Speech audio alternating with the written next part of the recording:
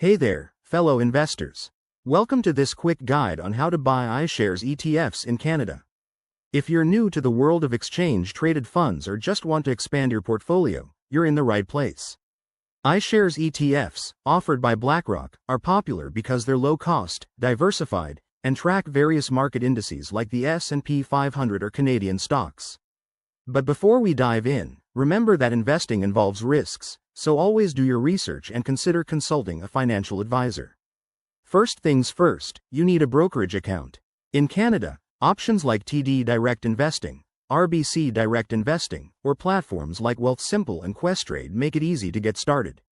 If you don't have one, sign up online. It's straightforward and often takes just a few minutes. Once your account is set up and funded, the next step is researching iShares ETFs.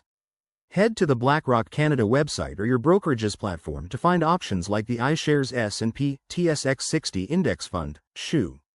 Look at factors like expense ratios, historical performance, and how they fit your investment goals. Now, let's get to the buying process. Log into your brokerage account, search for the specific iShares ETF ticker symbol, and check the current price. Decide how many shares you want to buy based on your budget. Remember, ETFs trade like stocks.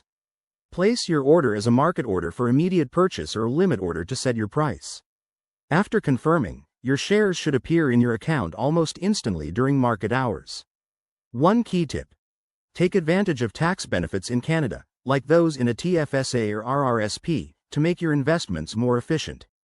Also, keep an eye on fees. Some brokerages offer commission-free ETF trades. Finally, regularly review your portfolio to ensure it aligns with your financial goals. Thanks for watching. If you found this helpful, hit that like button and subscribe for more investing tips. What's your next investment move? Let me know in the comments below.